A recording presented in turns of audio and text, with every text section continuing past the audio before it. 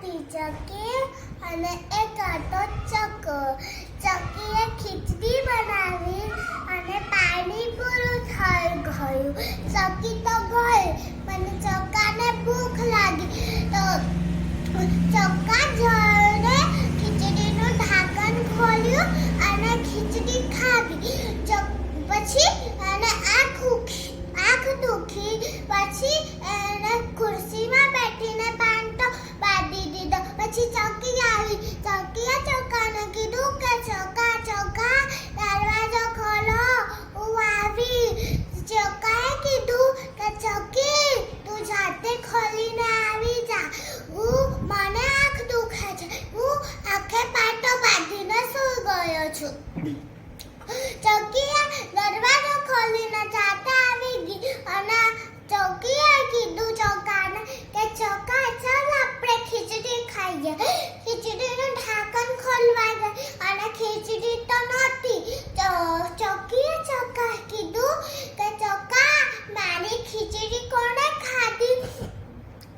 પછી ચક્કાએ કીધું ચકીને કે ચકી તારી ખીચડી મહારાજના કાળા કૂતરાએ ખાધી હશે, પણ ઘર તો બંધ હતું, કાળા કૂતરાએ કઈથી ખાધી હશે?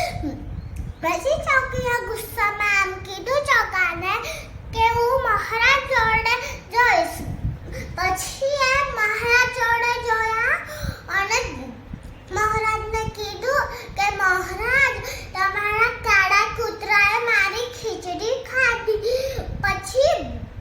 પછી મહારાજે સૈનિકોને કીધું કે સૈનિકો કાળા કૂતરાને બોલાવો. પછી કાળો કૂતરો આવ્યો. પછી મહારાજે કાળા કૂતરાને કીધું કે કાળા કૂતરા તે ચકી બેનની ખીચડી કેમ ખાધી? કાળા કૂતરાએ કીધું કે મેં ચકી બેનની ખીચડી નહીં ખાધી, આ ચક્કાએ જ ખાધી હશે, જુઠ્ઠું મારું નામ લે. પછી મહારાજે સૈનિકોને કીધું કે સૈનિકો આ ચક્કાને બોલાવો. પછી ચક્કો આવ્યો અને મહારાજે કીધું કે ચક્કા આ ચક્કીની ખીચડી કેમ ખાધી? પછી મહારાજે સૈનિકોને કીધું કે સૈનિકો આ ચક્કાને કૂવામાં ટીંગાડી દો. પછી સૈનિકોએ ટીંગાડી દીધું અને ચકી પતરા પર બેઠી રડતી હતી. એક કૂવાવાળો આવ્યો. પછી ચકીએ કૂવાવાળાને કીધું કૂવાવાળા તમે મારા ચક્કાને બહાર નીકાળશો તો મેં તમને દૂધ રોટલી ખવડાવીશ. પછી એને કીધું કે હું કેમ નીકાળું?